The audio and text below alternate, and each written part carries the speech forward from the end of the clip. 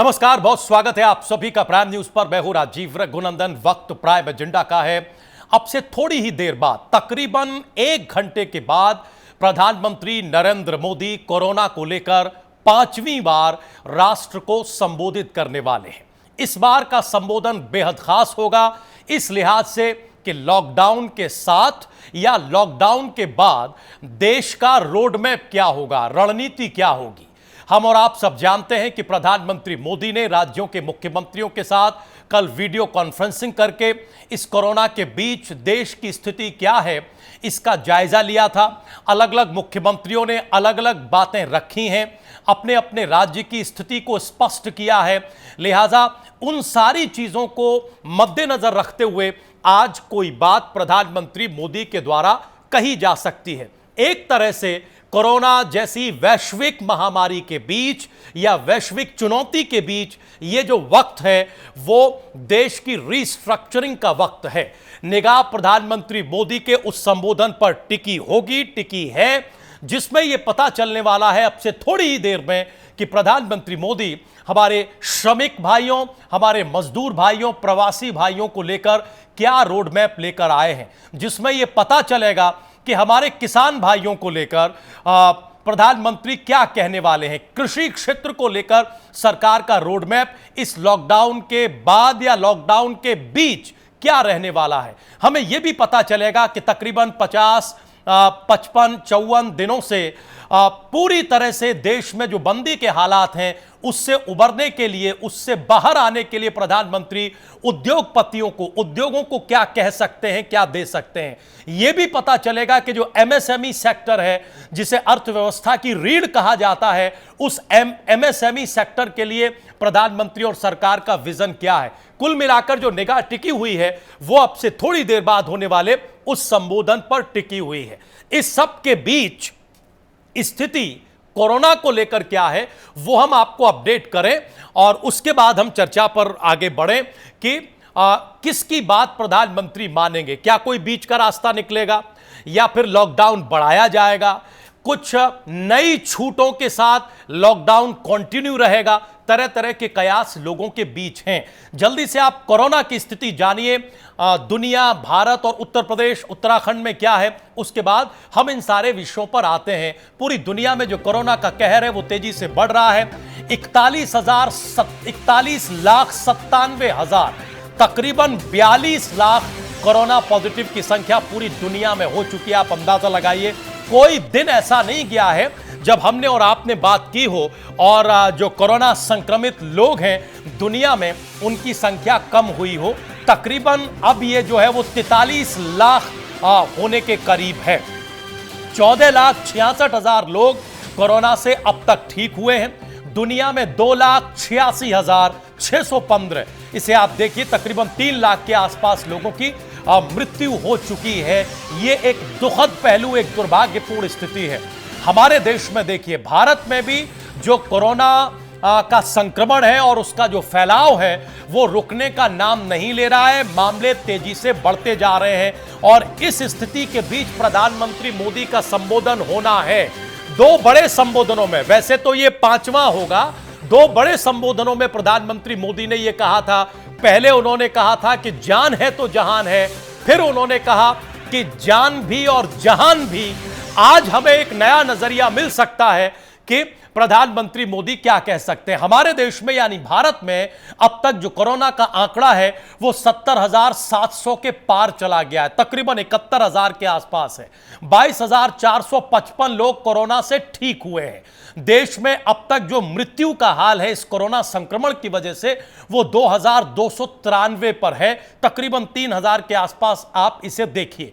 उत्तर प्रदेश को देखें इसी संदर्भ में तो उत्तर प्रदेश में 1,774, 1,774, तकरीबन 1,800 के आसपास सक्रिय केस हैं, एक्टिव केसेस हैं जिन्हें हम कहते हैं। उत्तर प्रदेश में 1,759 लोग इस कोरोना संक्रमण से ठीक हुए हैं और अब तक जो मृत्यु की स्थिति है उत्तर प्रदेश में वो 80 लोगों की है। जो पॉजिटिव बात है वो पॉजिटिव बात यह है कि जो रिकवरी रेट है देश का भी, आज स्वास्थ्य मंत्री ने भी बाकायदा प्रेस कॉन्फ्रेंस की, डॉक्टर हर्षवर्धन ने, और उन्होंने ये इंडिकेट किया कि जो देश का रिकवरी रेट है वो लगातार बढ़ रहा है और देश में भी उत्तर प्रदेश का जो रिकवरी रेट है वो बाकी राज्यों की तुलना में, देश के बाकी हिस्सों की तुलना में काफी बेहतर है। लेकिन क्या सिर्फ इससे काम चलेगा? सवाल यह है अब हमें किस किस तरफ देखने की जरूरत है।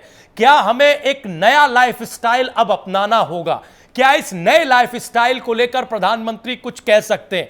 पिछले 2-3 संबोधनों में खास तौर से जब प्रधानमंत्री ने देश के सरपंचों से बात की थी, उन सरपंचों से बात निकलकर प्रधानमंत्री मोदी ने जो राष्ट्र से की वो ये थी कि 2 गज की दूरी है जरूरी।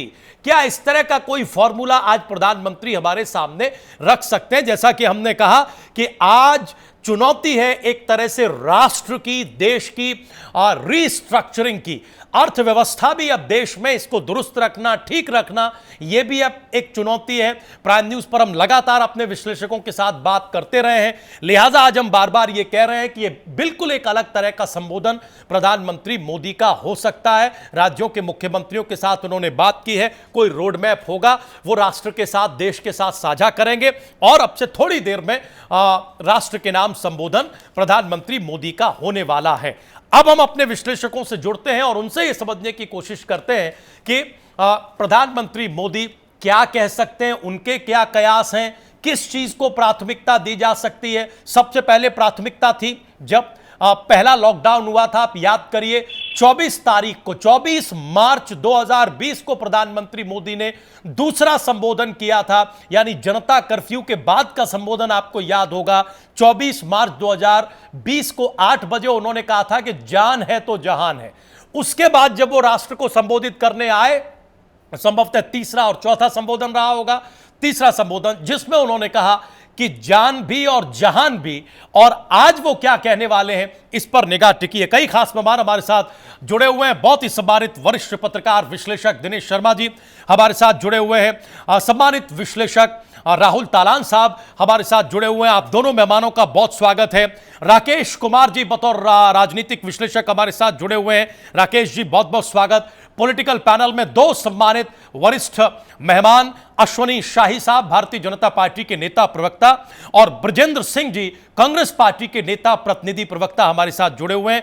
आप दोनों मेहमानों का भी बहुत बहुत स्वागत है। अश्वनी शाही साहब और ब्रजेंद्र जी, हम बहुत जल्दी से विश्लेषकों की टिप्पणी लेकर तुरंत आप लोगों का रुख करते हैं। सबसे पहले हम राकेश जी और दिनेश जी को जोड़ना चाहते हैं। दिनेश जी, आज क्या विजन, क्या दृष्टि देश को मिल सकती है? जैसा मैंने कहा, 2-3 बार दोहराया कि आज का संबोधन खास इसलिए होगा या होना चाहिए क्योंकि बिल्कुल एक नई तरफ चलना है और एक बैलेंस बनाकर चलना है। तमाम एक्सपर्ट्स ये कह रहे हैं कि अब हमें कोरोना के साथ जीने की आदत डालनी होगी, कम से कम कुछ वक्त तो जरूर डालनी होगी इस चुनौती को साथ लेकर चलने की। ऐसे में आपकी जो उत्सुकता और अपेक्षा है वो क्या है आज प्रधानमंत्री मोदी के संबोधन से? दिनेश जी।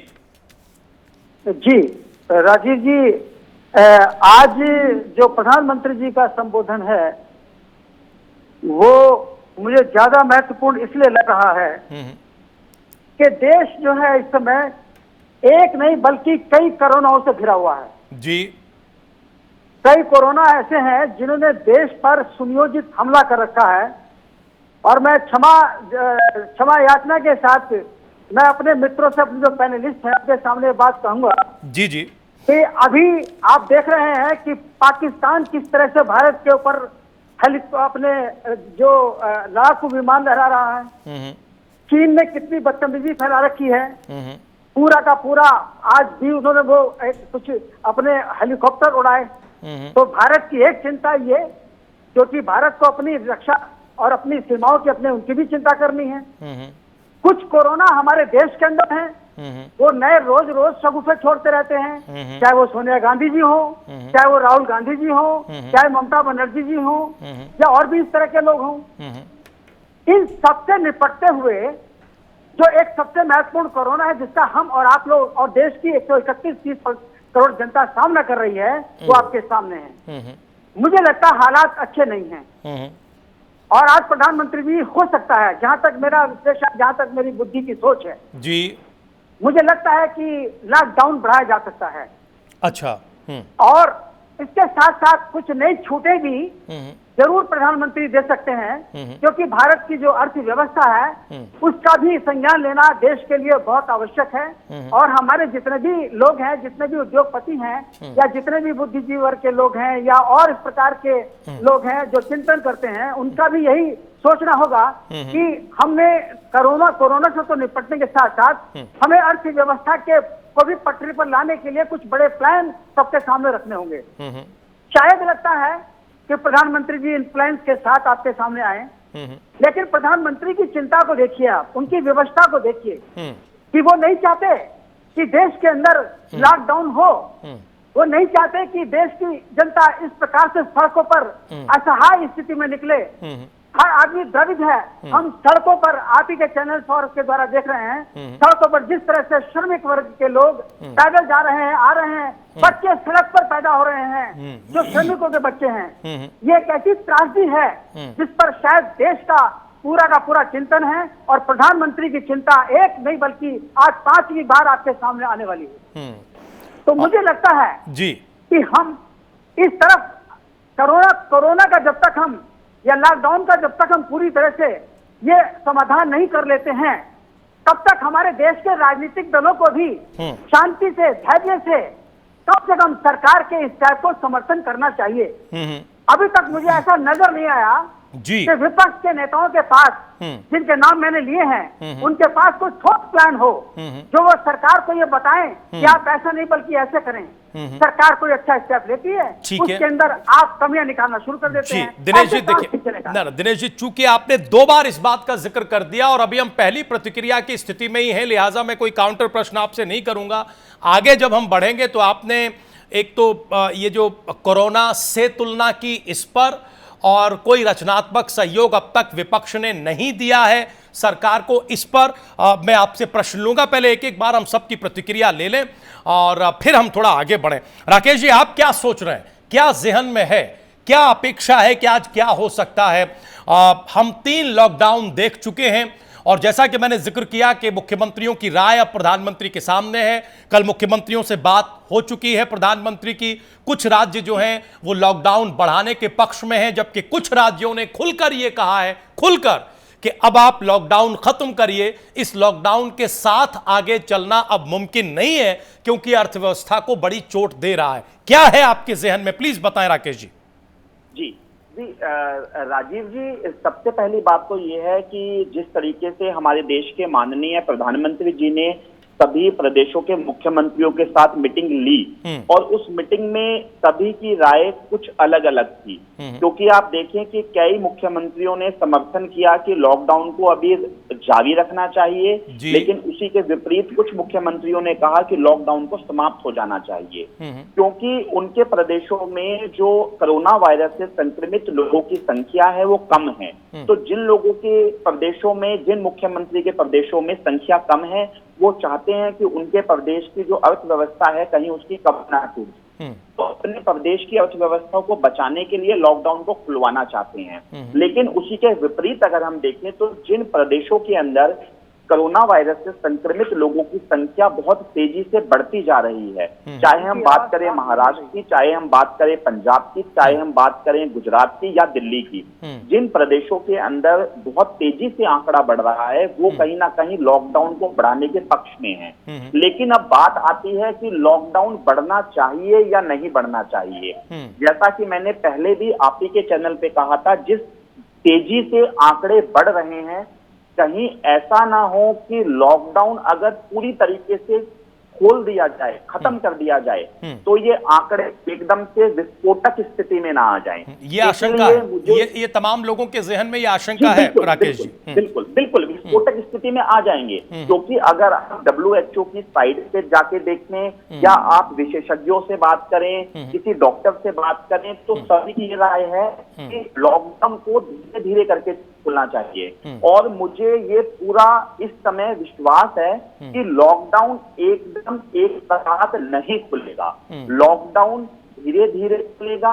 अभी जो हमारे देश के माननीय प्रधानमंत्री जी 8 बजे का संबोधन करेंगे, उस संबोधन में मेरे को जो आशा लग रही है वो ये कि लॉकडाउन के अंदर अभी हमें और कुछ नई छूटें मिल सकती हैं। अच्छा। और इसी के साथ साथ प्रधानमंत्री जी इस बात पे भी जोर देंगे कि जिस तरीके से माननीय प्रधानमंत्री मोदी जी ने कहा था कि हमें जान और जहान दोनों को बचाना है, तो जान बचाने के लिए हमने लॉकडाउन को एक बहुत लंबे समय तक करके रखा, लेकिन अब जान तभी बचेगी क्योंकि जान को अब 2 चीजों से खतरा है। पहला कोरोना वायरस से खतरा है और दूसरा हमें अर्थव्यवस्था से खतरा है, क्योंकि हमारे देश के अंदर बहुत बड़ी संख्या के अंदर एक ऐसा समूह है जो बहुत ही एक मार्जिन लाइन से नीचे जीता है। तो कहीं ना कहीं अगर इस लॉकडाउन को और आगे बढ़ाया गया तो उन लोगों के लिए एक ऐसा आर्थिक संकट आ जाएगा, एक ऐसा भूख का संकट आ जाएगा जिससे कि कहीं ना कहीं हमारे देश में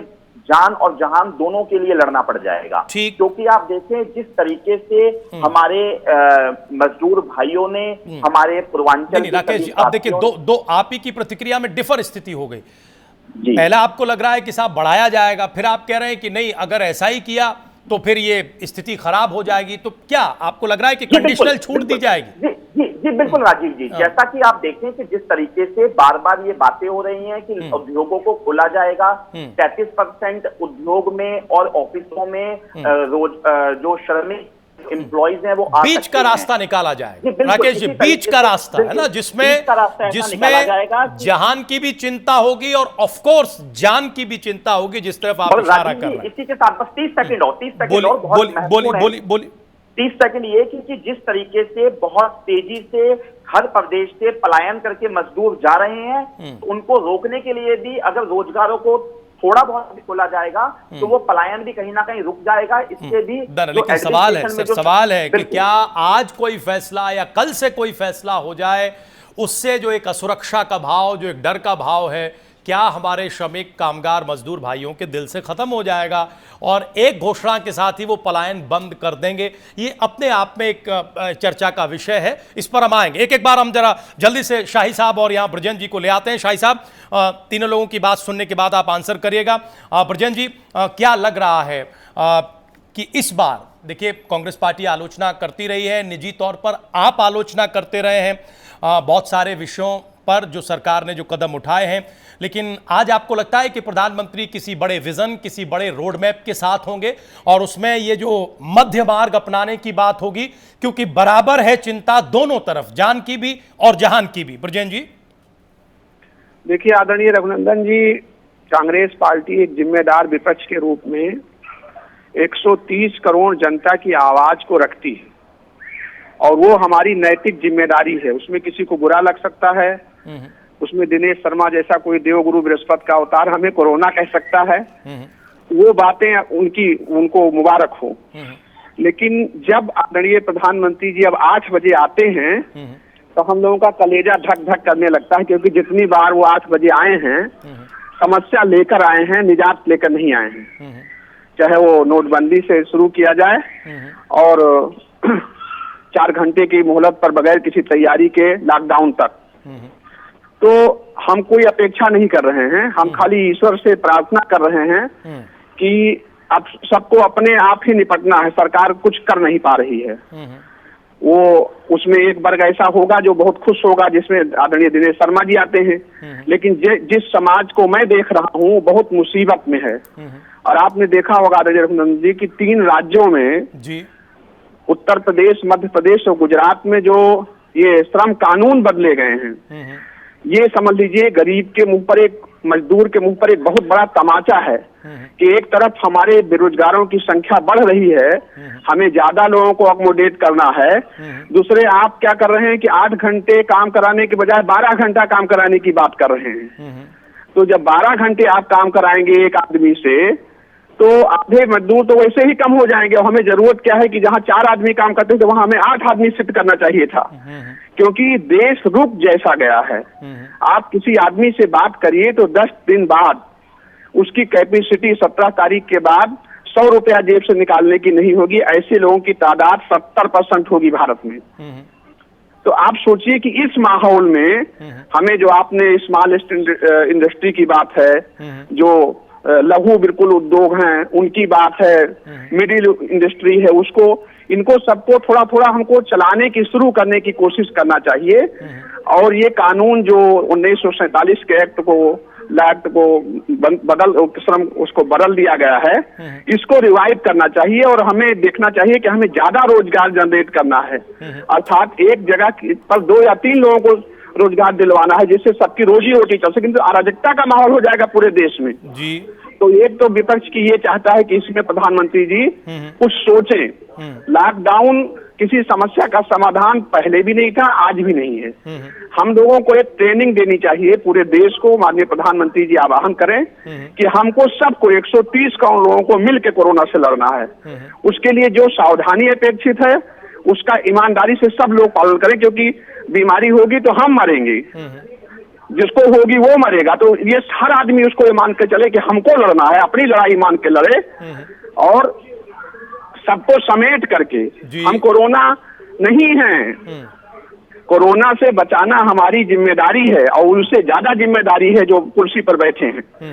क्योंकि ये देश किसी वो मंजर भोपाली का शेर है, क्यों करते हैं बातें फकत अपने मन की, न पीड़ा है जन की न बातें किसी की।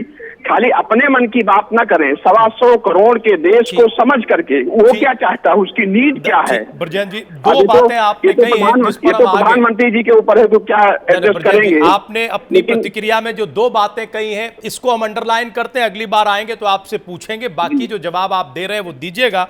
आप कह रहे हैं कि सरकार कुछ नहीं कर पा रही, हर व्यक्ति को खुद ही लड़ना। ऐसा हम आगे तो हम सिर्फ बता रहे हैं जी। आप एक ऑब्जर्वेशन रख लें। दूसरा आपने कहा इसके अलावा कि साहब सरकार के पास कोई विजन नहीं है, सरकार 130 करोड़ लोगों को समाये, समग्रता में देखे, क्योंकि अगर कुछ होगा तो वो व्यक्ति मरेगा। हम ये देख रहे हैं जो सरकार बता रही है कि बार बार लोगों से ही प्रधानमंत्री का आह्वान है। फिर ऐसा ऑब्जर्वेशन क्यों है, आगे टिप्पणी लेंगे, लेकिन अब तक जो कुछ कहा आपने उस पर हम एक बार अश्वनी जी को जोड़ना चाहते हैं और फिर अगले हिस्से में आएंगे तो जरूर अपनी बात रखिएगा।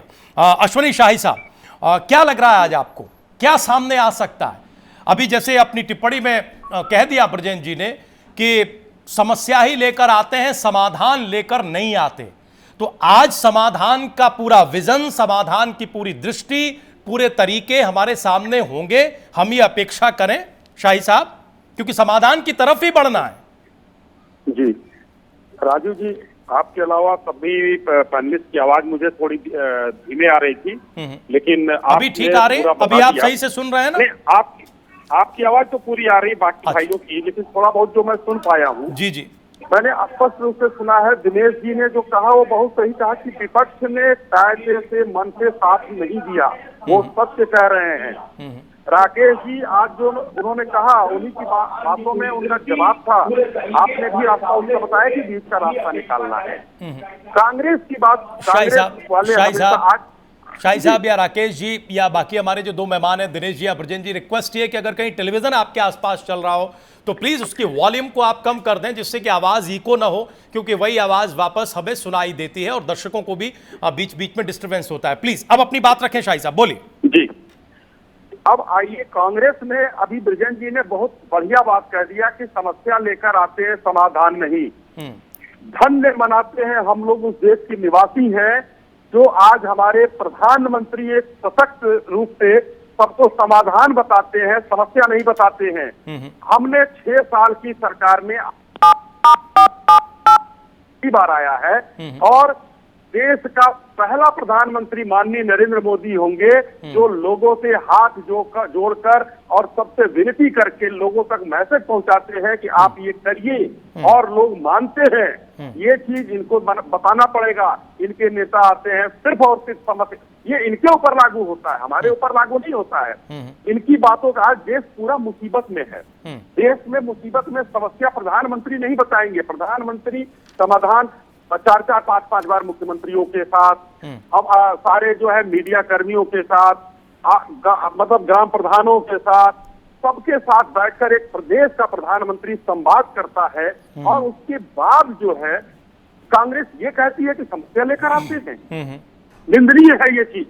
वो आदमी आज समाधान लेकर आए इतने सही टाइम पर, लॉकडाउन अगर नहीं किया गया होता, आज हिंदुस्तान में भी आपने जो आंकड़े गिनाए, अमेरिका से अगर तुलना कर लीजिए, स्पेन से तुलना कर लीजिए, हम उनके सामने किसी भी चीज में कहीं नहीं ठहरते हैं। लेकिन आज लॉकडाउन का ही प्रभाव है, हमारे पास कोई दवाई नहीं थी, लॉकडाउन का प्रभाव है कि जो हम इन पर रोकने पे आ गए। आज अभी जो चीज जा रही है, आज बिहार के आप बात देख लीजिए, जो लोग बिहार जा रहे हैं, बिहार में संख्या थोड़ी बहुत फिर से बढ़ रही है। ये संख्या बढ़ेगी, ऐसा नहीं है कि ये संख्या घटने वाली है। हम 130 करोड़ लोग हैं, लेकिन पूरे भारत के 130 करोड़ जनता ने हमारा साथ दिया है। हमको राजनीति नहीं करनी है यहाँ, और इन लोगों का कोई भी जवाब नहीं। मैं आपको बताना चाहूंगा, इन्होंने श्रम कानून में बदलाव की बात की। देश मुसीबत में जब रहता है तो योगदान की उम्मीद की जाती है। आज पूरा देश योगदान दे रहा है, बहुत मजबूती से योगदान दे रहा है, और श्रमिकों का योगदान सबसे महत्वपूर्ण है। श्रमिकों के लिए आज क्या है, इनकी सरकार 3 जगह है, महाराष्ट्र में है, गुजरात वो राजस्थान में है, ये इनकी 2 सरकार है, और पंजाब में है। हमारे मजदूर उत्तर प्रदेश और बिहार के हैं। उत्तर प्रदेश और बिहार के मजदूर, इन लोगों की इतनी भी इंसानियत नहीं थी इनकी सरकारों की कि उन श्रमिकों को रोककर 2 टाइम का खाना खिला लें, उनको रोक लें। और वो भावनात्मक लगाव वाले हैं जो भारतीय उत्तर प्रदेश और बिहार के मजदूर हैं, वो भावनात्मक लगाव के हैं। आज हमारे श्रद्धेय योगी जी ने, मुख्यमंत्री जी ने उन सभी को रोजगार देने की बात की है। आज उन्होंने 235 करोड़ रुपए ट्रांसफर किया है।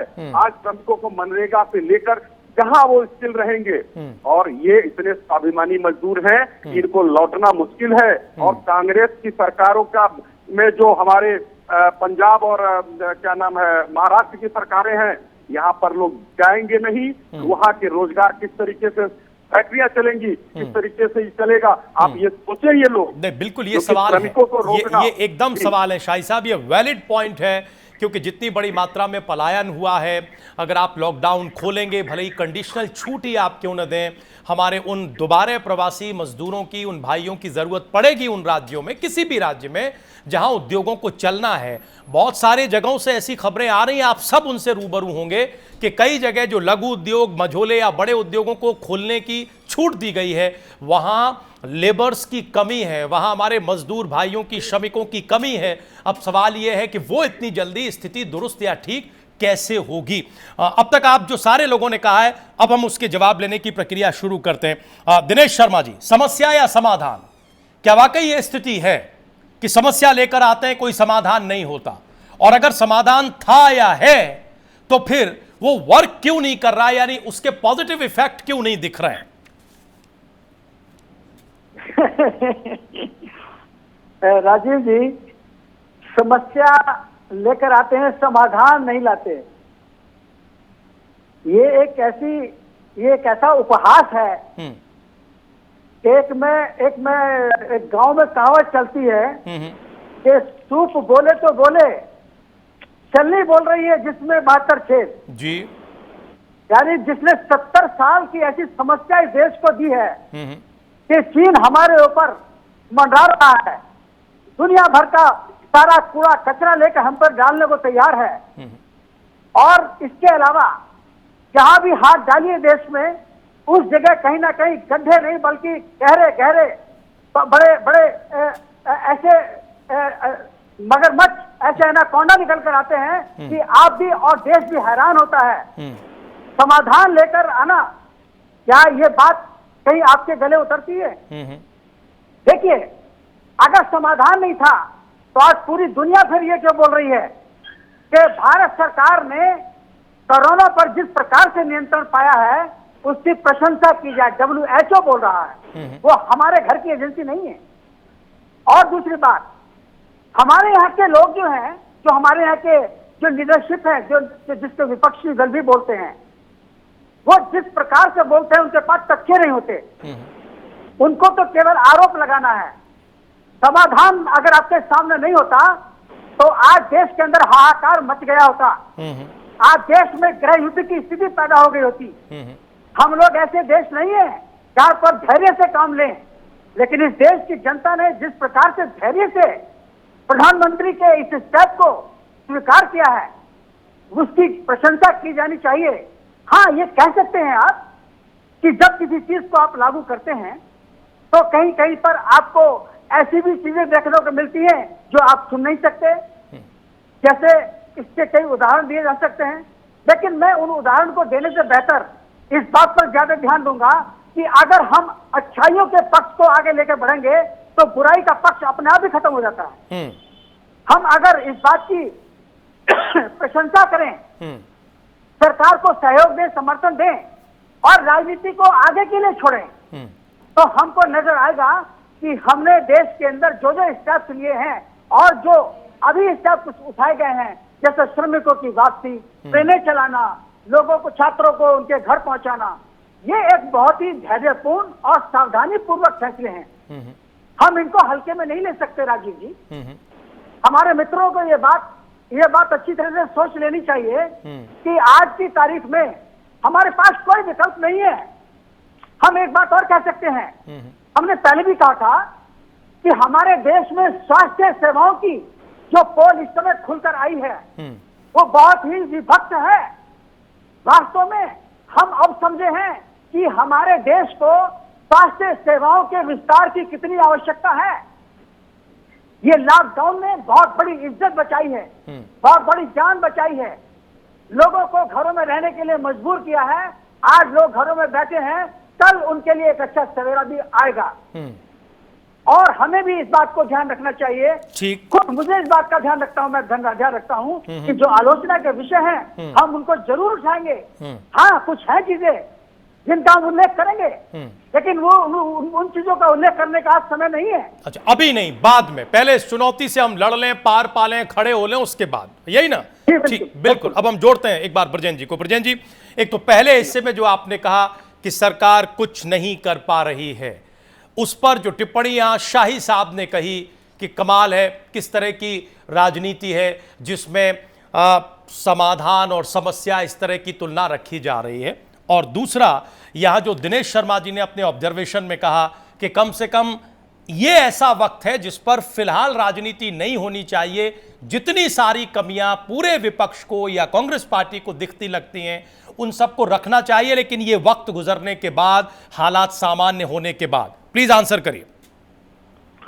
आदरणीय रघुनंदन जी, अगर कोई 8 महीने की गर्भवती महिला घसीटते हुए सड़क पर चल रही है, किसी 70% मजदूर जो बेरोजगार हो गया है उसका अधिकार आप छीन रहे हैं, लाखों लाख लोग, जब 5,500 मरीज थे, 2 करोड़ प्रतिदिन यात्रा कराने की कैपेसिटी, अभी आदरणीय शर्मा जी कह रहे थे कि 70 साल में कुछ हुआ नहीं इसलिए मोदी जी नहीं कर पा रहे हैं, 2 करोड़ यात्री पर डे चलते थे ट्रेन में। अगर उस समय आप माइग्रेट कर लेते मजदूरों को तो आज 70 लाख पहुंचने के बाद जो ये संक्रमण की दर है ये 0% पर हम रोक सकते थे। तो ये चीजें हम आज नहीं कहेंगे, इसके 6 साल बाद कहने का कोई मतलब नहीं है। मैं इसको 130 करोड़ नागरिकों के ऊपर छोड़ता हूं कि मैं राजनीति कर रहा हूं या कुछ नहीं हो पा रहा है। ये जो लोग भुक्तभोगी हैं वो तय करें और जिनको अच्छा लग रहा है राम राज्य है वो तय करें। लेकिन एक विपक्ष के जिम्मेदार राजनीतिक कार्यकर्ता होने के नाते जो समस्याएं, दुख और पीड़ा हम समाज में महसूस कर रहे हैं, मुझे बिल्कुल हक है, क्योंकि हमने इसीलिए इस देश को डेमोक्रेटिक कंट्री बनाया है कि हम अपनी बात कह सकें। अगर ये कहना राजनीति है तो ये राजनीति मुझे बार बार 1000 बार करना होगा, क्योंकि सरकारों को सचेत करना लोकतंत्र का बुनियादी अधिकार है, राजनीतिक सिस्टम का। हम वही कह रहे हैं, ट्रेन आप चला रहे हैं, किराया मैं दे रहा हूं, यात्री आप ला रहे हो, खाना मैं खिला रहा हूं, और इसके बावजूद भी मैं कोऑपरेट नहीं कर रहा हूं, गाली दे रहे हैं आप, मुझे कोरोना बता रहे हैं। इस पर मैं जनता के ऊपर छोड़ता हूं, वो आपके भाग्य का और बुद्धि का फैसला करें कि मैं कोऑपरेटिव नहीं हूं कि आप देख नहीं पा रहे हैं। दरअसल ये देश अहंकार, मैंने उस दिन कहा था, फिर रिपीट कर रहा हूं कि ये देश और प्रदेश को अहंकार और जिद से चलाना चाहते हैं। ये हमारे 130 करोड़ देश के लिए घातक है।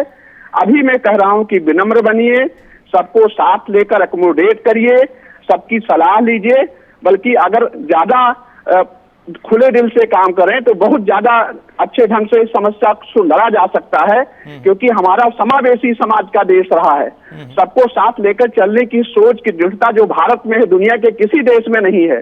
सारे राष्ट्रीय इशू पर हमारा देश हमेशा एकजुट रहा है, आज भी एकजुट है।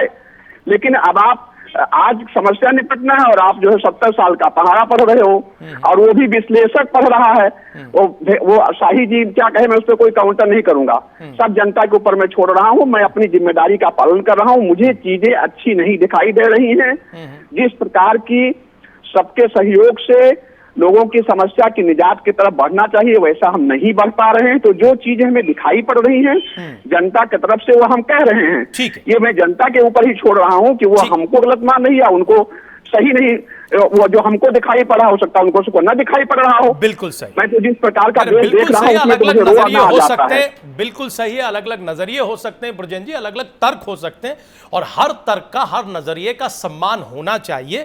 बिल्कुल सही बात आपने कही। राहुल तालान साहब विश्लेषक के नाते हमारे साथ जुड़ गए, हम उनके पास चलते हैं, फिर कुछ सवाल लेकर आएंगे, क्योंकि जैसे जैसे ये चुनौतीपूर्ण वक्त गुजरा है शाही साहब, इसमें भी कोई दो राय नहीं है कि विद इन पार्टी कुछ ऐसे सुर उठे हैं जो सरकार को सुनने चाहिए, जो हेल्थ सिस्टम को लेकर या दूसरी इंतजाम और व्यवस्थाओं को लेकर हैं, और वो हालिया दौर में ही उठे हैं शाही साहब, हफ्ता 10 दिन में। आधा सेकंड, इनके दो पार्टी के उत्तर प्रदेश के विधायकों ने जूता मारने की बात जिक्र कर, मैं वही जाना चाहता हूं, लेकिन पहले तालान साहब को जोड़ लें। ब्रजेन जी, मेरा जो इशारा है वो उन्हीं घटनाओं की तरफ है, उनसे भी कोई सबक या सीख, या उन आलोचनाओं में क्या कुछ है ऐसा जो हमें बेहतरी की तरफ ले जाता है। हम उन सवालों पर आएंगे, लेकिन एक बार जरा तालान साहब की दृष्टि देख लें कि वो क्या ऑब्जर्वेशन कर रहे हैं, उनकी क्या अपेक्षा है, क्योंकि तालान साहब एक ऐसे विश्लेषक रहे हैं जो कंप्लीट लॉकडाउन के पक्ष में from the very beginning, from the first day रहे। अब हम लॉकडाउन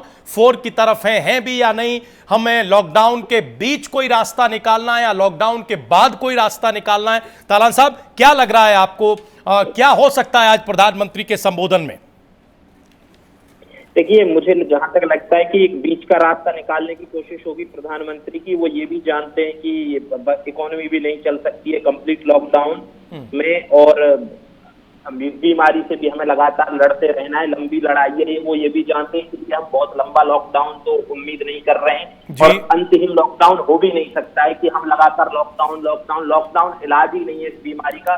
लॉकडाउन बस इसमें इस बीमारी में एक स्टॉपेज मान लीजिए, उसको थोड़ी सी रुकावट डालता है। लेकिन लॉकडाउन के बावजूद भी हमारे यहाँ केस बढ़ते जा रहे हैं। वो ठीक है, उनकी डबलिंग रेट कमें थोड़ा ज्यादा है हमारे यहाँ, और ये सारी चीजें कि हम उसको कंट्रोल करने की स्थिति में हमें थोड़ा टाइम मिला लॉकडाउन से कि हम अपनी जो भी स्वास्थ्य सेवाएं, इंफ्रास्ट्रक्चर है, हॉस्पिटल है, नए कुछ क्रिएट कर लें, कुछ और जो जहाँ सुविधा नहीं है कोविड के अलग से हॉस्पिटल बना लें और आइसोलेशन के लिए अलग से बना लें। ये सारी चीजों के लिए हमें मिला है टाइम, तो वो सरकार ने किया है, राज्य सरकारों ने भी किया है, केंद्र सरकार के भी जहाँ जहाँ संस्थान है वहां भी ये सारी चीजें हुई हैं। तो मुझे लगता है कि आज के जब प्रधानमंत्री संबोधित करेंगे तो वो एक बीच का रास्ता निकालने की कोशिश होगी। जैसे कई राज्य बोल रहे हैं कंप्लीट लॉकडाउन, मैं इतना बता देता हूँ कि अब दोबारा से जो चौथे लॉकडाउन की बात कई राज्यों ने मांग की है, ये बिल्कुल जायज मांग नहीं है, क्योंकि आपको आर्थिक स्थिति भी संभालनी है। अगर जो आप या तो आप ये दिखाने की कोशिश कर रहे हैं कि हम लड़ नहीं सकते हैं इस बीमारी से, या लड़ नहीं पा रहे हैं, इसीलिए लॉकडाउन बढ़ाते चले जाइए। कब तक बढ़ा लेंगे आप इसको? अभी तो इसकी कोई वैक्सीन की खोज भी नहीं हुई है, ना अभी कोई वैक्सीन आई है इसकी, तो आप कितना उसको लंबा लेके जा सकते हैं? ये भी एक नजरिया होना चाहिए कि हम इसको कितना लंबा खींच सकते हैं। मुझे लगता है कि लोग घर में पड़े हुए लोग भी बोर हो रहे हैं, और लोगों में थोड़ा फ्रस्ट्रेशन भी लेवल बढ़ेगा, तो इस सब चीज को भी ध्यान में रखना चाहिए सरकार को, और सरकार को ये भी सोचना चाहिए कि इकोनॉमी को हम कैसे संभालें। ऐसा ना हो कि हम लॉकडाउन बढ़ाते चले जाएं और एक दिन भुखमरी वाली स्थिति आ जाए, लोगों के पास जॉब ना रहे, सारे धंधे बंद हो जाए, फिर दोबारा से। आपको एक विश्लेषक के नाते, तालान साहब, एक विश्लेषक के नाते अब जो मौजूदा वक्त है उसमें आपको लग रहा है, जैसे तब आप कह रहे थे कि तुरंत लॉकडाउन कर दीजिए, कंप्लीट लॉकडाउन कर दीजिए, है ना, उस वक्त, वैसे ही अब आपको लग रहा है कि जिस तरह की सिचुएशन है और जो अब नतीजे हैं उसमें अब लॉकडाउन कोई इलाज या कोई हल नहीं है, यही ना? बिल्कुल। देखिए, उस टाइम पे मैं इसलिए बोल रहा था कि सरकार को एक टाइम मिलना चाहिए। हमारी स्वास्थ्य सेवाएं वैसी नहीं थी कि कोई अचानक से एक साथ हमारे यहाँ केस आ जाते, हजारों लाखों में हो जाते और हम संभाल लेते, वो नहीं संभाल पाते। सरकार एक तो भयावता समझी बीमारी की और सरकार ने तैयारी भी की हुई है, तो सरकार इस चीज से अब क्या है कि वो हैंडल कर सकती है। सरकार, मुझे लगता है कि लाखों केस भारत में हैंडल किए जा सकते हैं, लेकिन व्यवस्था उस टाइम पे, हाँ जी, व्यवस्था वैसी है, उस टाइम पे नहीं कर पाते हम लाखों केस हैंडल। लेकिन अब इस सिचुएशन में राज्य सरकारों ने भी बहुत अच्छी तैयारी की हुई है, केंद्र ने भी अच्छी तैयारी की हुई है, तो हम लाखों केस डील कर सकते हैं।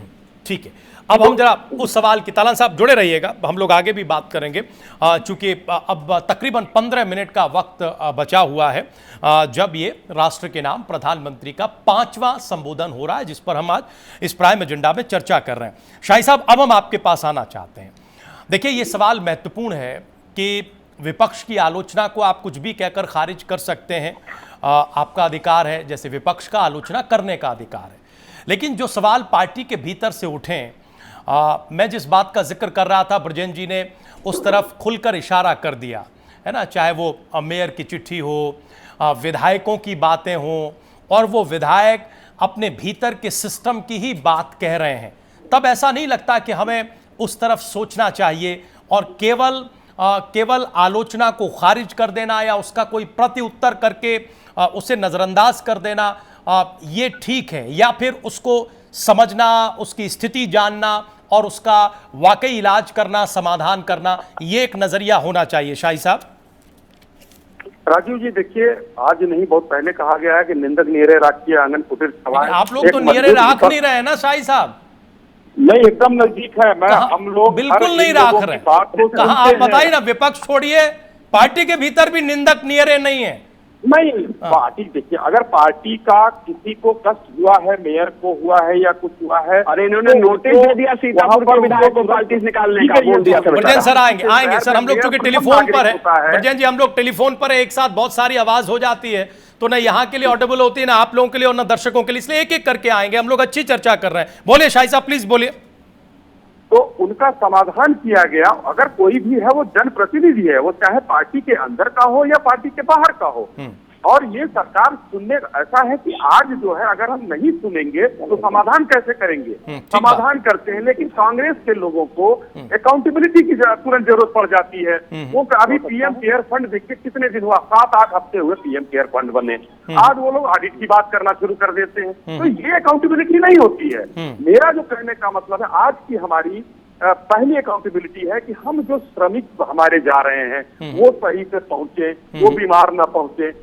पहले तो कोशिश यही करनी चाहिए। आज आपको मैं बताऊं, इतना बड़ा बयान दिया महाराष्ट्र के गृह मंत्री ने कि आप मजदूर पैदल जा सकते हैं। महाराष्ट्र के गृह मंत्री का बयान है कि मजदूर आप लोग पैदल जा सकते हैं, कोई दिक्कत नहीं है। क्या उनकी नैतिक जिम्मेदारी नहीं बनती है उनको रोकना, वहां खिलाना, उनको रोकना? ये तो कांग्रेस को भी तो करना चाहिए। कांग्रेस, आज लॉकडाउन खोलने की बात हो रही है, जो हमारे साथी बैठे हैं या इनके राष्ट्रीय स्तर के नेता कहते हैं लॉकडाउन पर मतलब कुछ नहीं है, लेकिन पहले कैप्टन अमरिंदर सिंह ही मांग करते हैं कि हमको लॉकडाउन चाहिए। अशोक गहलोत जी कहते हैं लॉकडाउन चाहिए। भीलवाड़ा मॉडल बहुत बढ़िया चला, देखिए आपने अभी कहा भीलवाड़ा मॉडल बहुत बढ़िया चला, हम लोगों ने उसको अप्रिशिएट किया, लेकिन जयपुर में, रामनगर में आते आते फेल हो गया वो। आज उत्तर प्रदेश की आप देखिए, आज योगी मॉडल पूरे विश्व में एक तरह से नजीर बन गया है। हमारे यहाँ संक्रमित की संख्या 79 या ऐसे कुछ डबल फिगर में रह गई है। जो लोग हमारे यहाँ भर्ती है, हम लोगों ने ठीक किया, ऊपर काम किया है। आज माननीय योगी जी ने पूरे प्रदेश, पूरे देश से जो है हमारे यहाँ की जो लेबर आ रही है उसको सबसे पहले मंगाने का काम किया, सबको बस दिया, सबको अब ट्रेन भी भेज के हमारे यहाँ लगभग जो है 200-250 ट्रेनें लगभग आने के लिए वो हो रही हैं। सब मजदूर हमारे आएंगे, एक एक का डेटा लिया जा रहा है, कहाँ रहते हैं, कैसे रहते हैं, कौन से चीज में उस कौशल विकास के साथ कहाँ काम करेंगे, हम उनकी आज देख रहे हैं, उनका कर रहे हैं। इसी तरीके से राष्ट्रीय नेतृत्व एक एक चीज को खबर रख रहा है, रोज मॉनिटर कर रहा है। कोई ऐसा दिन नहीं है जो प्रधानमंत्री जी इस पर चर्चा न करते हो और उस पर काम न करते हो। हम आज ये लड़ने का है कि हमको कोरोना के विरुद्ध लड़ना है, और ऐसा नहीं है कि कोरोना आज भाग जा रहा है, सबके साथ रहेगा। कल राजनीति बैठ के कर लेंगे, हम कल कोई और बात कर लेंगे, और राजनीति में विपक्ष रहेगा तभी हम भी संतुलित रहेंगे। ये बात खुल के कह रहा हूँ कि विपक्ष अगर मजबूत होगा तो हम भी निरंकुश नहीं होंगे, संतुलित रहेंगे। ये होना चाहिए। ये तो बड़ी अच्छी बात आपने कही और ये बात तो अप्रिशिएबल है, लेकिन आपकी बात से अब जो सवाल निकल रहा है वो हम ब्रजेन जी के पास लेकर जाना चाहते हैं। इससे पहले कि दिनेश जी और तालान साहब को हम एक बार फिर लेकर आए। ब्रजेन जी, अब देखिए, हमने आपकी बात का उत्तर लेने की कोशिश की तो शाही साहब ने प्रति उत्तर में उन सरकारों का हाल बताया जहां कांग्रेस पार्टी या तो सरकार चला रही है या आपके समर्थन से सरकार चल रही है। जैसे 2-3 बार शाही साहब ने दोहराया कि क्या महाराष्ट्र की सरकार श्रमिकों का या मजदूरों की चिंता नहीं कर सकती थी, या दूसरी जगह जो सरकार है, या पंजाब में जो सरकार है कैप्टन साहब की सरकार, वो चिंता नहीं कर सकती थी। तो सवाल यह है कि जहां विपक्ष में है खूब आलोचना करें, लेकिन जहां आप सत्ता में हैं ब्रजेन जी, वहां तो परवाह आपको करनी पड़ेगी ना, और तभी बात बनेगी इस चुनौती से निपटने के लिए। मैंने कभी जब बात अपनी कही तो कांग्रेस या बीजेपी की बात नहीं कही, हमने सरकारी शब्द प्रयोग किया। और मैं फिर कह रहा हूं कि बंबई हो, पंजाब हो, या जिस गुजरात में रोज 10,000 आदमी प्रोटेस्ट करते हो, अहमदाबाद, सूरत हो, ये उन हर सरकारों की जिम्मेदारी थी कि जिनके बल पर आप इंडस्ट्री खड़ा कर रहे हैं, जिनके बल पर अपने देश को चमका रहे हैं, उन्हें आप 1 महीना भोजन क्यों नहीं करा सकते थे? अगर वो पंजाब में इनको कोई समस्या दिखी है, मुझे तो नहीं दिखी, तो मैं उसके भी निंदा करता हूं। और महाराष्ट्र में भी अगर वहां की सरकार कुछ नहीं कर पा रही तो मैं इसलिए थोड़ी समर्थन करूंगा। मैं दिनेश शर्मा थोड़ी हूँ, कुछ हमको मिलना थोड़ी है कि उद्धव ठाकरे मुख्यमंत्री हम समर्थन कर रहे हैं तो मैं उनको कहूंगा बड़ा अच्छा कर रहे हैं, गुजरात में बड़ा खराब हो रहा है। मैं पूरी व्यवस्था पर सवाल खड़ा कर रहा हूँ। ये लड़ाई 130 करोड़ लोगों की लड़ाई है, ये कांग्रेस और बीजेपी की लड़ाई नहीं है जो शर्मा जी और शाही जी बनाने की कोशिश कर रहे हैं। ब्रजेन जी, बहुत संक्षेप में मुझे एक सवाल जोड़ना पड़ेगा। अगर आप इस पूरी व्यवस्था पर प्रश्न खड़ा कर रहे हैं, जो आपके भीतर की नाराजगी है या हताशा है, तो क्या उस व्यवस्था के खराब होने में आप अपनी पार्टी को भी उतना ही जिम्मेवार मानते हैं? उस पर खुलकर टिप्पणी करेंगे? ये बताइए ना कि साहब, हाँ, हमसे भी नहीं हो पाया, इनसे नहीं हो पाया और हमसे भी नहीं हुआ है, ये बात मुझसे हो रहा है। मैं बता रहा हूँ, तो खाली आलोचना कर रहे हैं। मैं बता रहा हूँ कैसे हो रहा है। बोलिए। हम एक कम्युनिटी किचन चलाते हैं कांग्रेस का 10 माइल एवेन्यू में, किसी को भेजिए अपने संवाददाता को। एक दिन के भोजन में 700-800 आदमी के 45,000 रुपया खर्च होता है। और उत्तर प्रदेश में कम्युनिटी किचन चल रहे हैं। पूछिए शाही, जैसे कि सिंगल पाई एलोकेट किया हो सरकार ने तो हमको बताओ, बगैर पैसे के कम्युनिटी किचन चल रहा है। ठेकेदारों कोटेदारों के फर्जीफिकेशन कर रही है सरकार, कुछ नहीं कर पा रही है। और ये बीजेपी की स्वभावगत आदत है कि पश्चिम बंगाल को चिट्ठी लिखेंगे कि गवर्नर भी चिट्ठी लेकर भाग रहा है, पत्रकार भी भाग रहा है, दिनेश शर्मा जैसे तमाम चमचे भी घुसे रहते हैं। लेकिन गुजरात में जहां रोज 10,000 आदमी प्रोटेस्ट करता है, वहां सब राम राज्य दिखाई पड़ता है। तो ये सब चीजें बंद करें और पूरे ये प्रधानमंत्री का दायित्व तो देखें। अगर पंजाब में कुछ गड़बड़ हो रहा है तो क्यों नहीं व्यवस्था कराते हो? क्यों नहीं इंडिकेट करके क्यों प्रशंसा करते हैं प्रधानमंत्री जी की? गहलोत जी बहुत अच्छा काम कर रहे हैं, साहब फलाने बड़ा अच्छा काम कर रहे हैं। जो चीज शाही जी को दिखाई पड़ रही है, मोदी जी क्यों नहीं देख पा रहे हैं? ये मोदी जी को देखने की चीज है। 130 करोड़ लोगों को आगे लेकर बढ़ना प्रधानमंत्री जी की जिम्मेदारी है। और हमसे जो सहयोग मांगे हो, अगर हम लोग 100% सहयोग करने में खड़े हो, तब आप कहिए, हमारे पर सवाल करिए। तुरंत जवाब, फिर हम अपने विश्लेषकों के पास जाए। शाही साहब आंसर करिए। राजीव जी थोड़ा सा बोलिए, समय बोलिए, आप प्लीज बोलिए, रखिए अपनी बात। नहीं, आप थोड़ा सा बता दिए, मैं सुन नहीं पाया ब्रिजेन जी को। नहीं, वो ये कह रहे हैं, मैंने उनसे ये प्रश्न किया कि आप इस व्यवस्था की खराबी में अपनी या अपनी पार्टी की भूमिका या कमी देखते हैं या नहीं देखते हैं? तो उन्होंने कहा कि मैं बिल्कुल देखता हूं, मैं आलोचना करता हूं, लेकिन मुझसे भी ज्यादा ये प्रधानमंत्री को देखना चाहिए, उन्हें महाराष्ट्र, पंजाब, गुजरात सब देखना चाहिए, वगैरह वगैरह। वो ये कह रहे हैं। राजू जी ये बताइए, मैं कह रहा अगर कहीं कुछ गड़बड़ हुआ तो प्रधानमंत्री जी रेखांकित करें कि पंजाब में नहीं हो रहा है, महाराष्ट्र में नहीं हो रहा है। ठीक, और वो देख रहे हैं। लेकिन क्या मैं ये जानना चाहता हूं कि क्या राज्यों की कोई जिम्मेदारी नहीं है?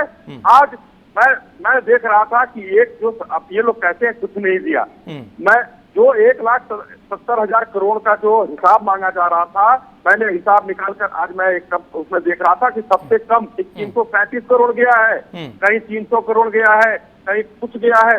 सबका हिस्सा पहुंचा है। तो केंद्र एक बड़ा सरकार आरोप बैठ के और क्या कर सकती है? अपनी टिप्पणी में शाही साहब ब्रजेन जी ने एक बड़ा आरोप उत्तर प्रदेश में जो कम्युनिटी किचन चल रहे हैं उनको लेकर लगाया। उन्होंने कहा कि आप कांग्रेस पार्टी के दफ्तर आ जाइए, हम इतने लोगों को खिलाते हैं, इतना पैसा खर्च होता है, लेकिन कम्युनिटी किचन चलाने के लिए कोई पैसा नहीं दिया जा रहा है, ठेकेदारों के भरोसे छोड़ दिया है। इस आरोप में कोई सच्चाई है या नहीं है, ये जवाब दीजिए। राजीव जी, मैं बता रहा हूँ, कम्युनिटी किचन बहुत बढ़िया चल रहा है। मैं भारतीय जनता पार्टी के अलावा एक और भी सामाजिक संस्थाओं से जुड़ा हुआ हूँ, और मैं खुद जो है जाकर अभी आपको पर्सनल सरकार क्या कर रही है? सामाजिक संस्थाएं तो कर रही हो, तो मुझे मालूम है, उसका ना बताइए, सरकार का बताइए क्या कर रही है। और इनसे ब्रजेन जी को जानकारी मैं बता दूं, कांग्रेस ने कितना किया है। मैं कांग्रेस को देख रहा हूं, कांग्रेस ने 200 लोगों का पेट भरा है। मैं भी देख रहा हूं कांग्रेस पार्टी के यहाँ से कितना बिक रहा है, वो दिया जा रहा है। इनकी अध्यक्ष, इनके जो अध्यक्ष हैं, वो सवेरे से शाम तक आके बोलते हैं टिकट का पैसा हम दे देंगे, ये हम कर देंगे, इनके राष्ट्रीय अध्यक्ष बोल देते हैं। लेकिन इस आरोप प्रत्यारोप पे नहीं, आप दोनों लोगों की बातें आगे, हमें जरा शाही साहब अब एक बार विश्लेषकों के पास जाने दीजिए। तलान साहब आपके पास आए, इससे पहले दिनेश जी के हम प्रतिक्रिया लेना। दिनेश जी, जो आप कहना चाहते हैं इस पूरी चर्चा में वो कहिएगा, क्योंकि बहुत सारी टिप्पणियां हुई हैं, लेकिन हमें यह भी बताइए कि अब हम एक तरह से दोहरी चुनौती और मध्य मार्ग की तरफ सोच रहे हैं। अब तक जो लग रहा है, फाइनल जो स्थिति है वो तो प्रधानमंत्री अब से थोड़ी देर में रखेंगे ही, बहुत कम वक्त बचा है, तकरीबन 7-8 मिनट बचे हैं, लेकिन क्या इस मध्य मार्ग में ज्यादा संक्रमण का खतरा नहीं है, और क्या अब उस खतरे को पूरी तरह से इग्नोर किया जा रहा है? जैसे उस वैश्विक चुनौती में जब केसेस 150, 2000, 8000, 15000 पर थे, तब हम एक लॉकडाउन की स्थिति देख रहे थे। अब 70,000 से ज्यादा केसेस देश के भीतर हैं, 2000 से ज्यादा मौतें भारत में हो चुकी हैं। ये बिल्कुल सही है कि जो तमाम तर्क आ रहे हैं कि हम अर्थव्यवस्था को बहुत दिनों तक डैमेज नहीं कर सकते, हम लॉकडाउन नहीं रख सकते, लेकिन ये जो मध्य मार्ग का रास्ता है, क्या हमें अर्थव्यवस्था के तौर पर मजबूती और संक्रमण से दूरी की तरफ ले जाता है या नहीं ले जाता है? दिनेश शर्मा जी। देखिए राजीव जी, हम मध्यम मार्ग की बात कर रहे हैं, जिसमें कि हम अर्थव्यवस्था पर हमारा फोकस है। मैं एक बात आपको ये कहूंगा कि अभी कोरोना का एक बड़ा एक हमला आप पर हो सकता है, क्योंकि ये आज जो प्रधानमंत्री जी की भी चिंता है और आपकी भी चिंता होगी कि जिस प्रकार से अगर कोरोना गांव की तरफ रुख कर गया तो आपके लिए इसको संभालना बड़ा मुश्किल हो जाएगा। ब्रजेंद्र जी गांव को अच्छी तरह से जानते हैं, शाही जी भी शायद गांव के ही रहने वाले हैं, ये भी अच्छी तरह जानते हैं। हम बार बार इस बात को कह रहे हैं कि हमें अर्थव्यवस्था को तो देखना ही देखना है, क्योंकि वो हमारी लाइफ लाइन है, लेकिन हमें ये भी तो देखना है कि जिस प्रकार से कोरोना का प्रसार तेजी से बढ़ता चला जा रहा है, हमें उस पर किन रणनीतियों के साथ नियंत्रण पाना है। उत्तर प्रदेश सरकार जिस प्रकार से इसको संभालने में लगी हुई है, हमें वो देखना है। हम तो केवल आलोचनाओं के लिए एक लाइन लगा के बैठ गए हैं और राजनीति इसके ऊपर शुरू हो गई है। आप बताइएगा जरा, पंजाब के अंदर कांग्रेस के लीडर जो है रेलवे स्टेशन पर ट्रेनों में पर्चे बांट रहे हैं कि सोनिया जी ने ये आपको राहत सामग्री और ये जो टिकट दिए हैं, पैसा उन्होंने दिया है। बताइए साहब, ये कोई बात हुई? अशोक गहलोत जो राजस्थान के मुख्यमंत्री हैं, वो तो सीधे गले के अंदर दुपट्टा डालकर कांग्रेस का प्रचार कर रहे हैं। क्या ब्रजेंद्र जी को दिखाई नहीं दिया? अरे राजनीति कीजिएगा, बहुत अच्छी बात है, हम जानते हैं कि आपके जीवन में राजनीति के शानदार उत्तरदान है, लेकिन आप इसको अभी से अभिशाप क्यों बनाने में तुले हुए हैं? आप क्यों चाहते हैं कि देश की जनता आपको विलेन के रूप में देखे? इस समय आप जो प्रधानमंत्री की या जो कोरोना योद्धा लगे हुए हैं और जो इस प्रबंधन में लगे हुए हैं, उनकी आलोचना करके हम क्या हासिल करना चाहते हैं? जो प्रबंध इस सरकार ने किए हुए हैं, हमें इसी में ही मध्यम मार्ग देखना है और इसी में ही समर्थन सपोर्ट करना है, और इससे बेहतर कोई समाधान राजीव जी नहीं हो सकता, क्योंकि आपके पास लॉकडाउन से बेहतर कोई विकल्प नहीं था।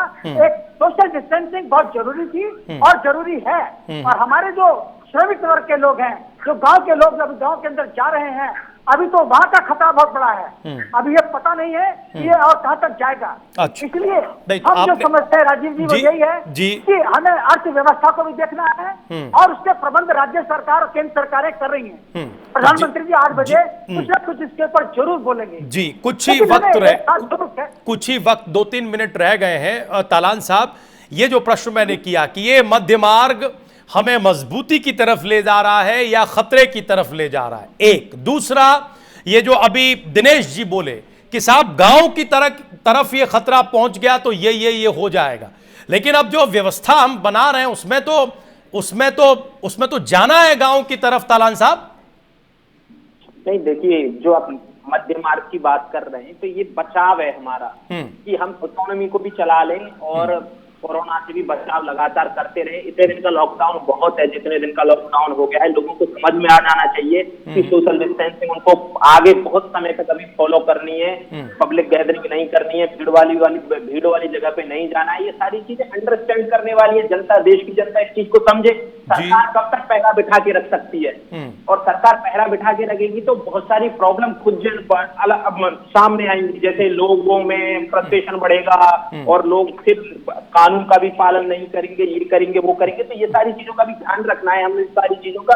और दूसरी बात, जहां तक कि गांव तक पहुंचेगा, ऐसा नहीं है कि गांव तक अभी भी नहीं पहुंचा या नहीं पहुंचेगा, लेकिन मुझे लगता है कि गांव के लोग ज्यादा फॉलो कर रहे हैं सारी सोशल डिस्टेंसिंग और जो भी सरकार ने नियम बनाए। और मैं ये अपने 2-3 गांव मैंने घूमे, जाके गांव में गया था अभी 2 दिन पहले, वहां देखा है लोग प्रॉपर वो अपना जो मास्क लगा के या फिर एक कपड़ा बांध के मुंह पे घूम रहे हैं, गमछा बांध के ऐसे घूम रहे हैं। तो लोग समझदार हैं भारत के, और ये सभी इतने लोग जागरूक हैं, समझदार हैं, और कम से कम ये जो 3 चरणों के लॉकडाउन हुए हैं इससे तो वो ज्यादा समझदार बने ही हैं, आप ये कह रहे हैं। और फिलहाल जो मध्य मार्ग है उससे बेहतर कोई रास्ता फिलहाल नहीं दिख रहा, जैसे उस वक्त आप लोग बता रहे हैं कि लॉकडाउन से बेहतर कोई रास्ता नहीं था। हालांकि ब्रजेन जी को उस पर एतराज है। बहुत शुक्रिया, बहुत धन्यवाद आप चारों मेहमानों का हमारे साथ जुड़ने के लिए।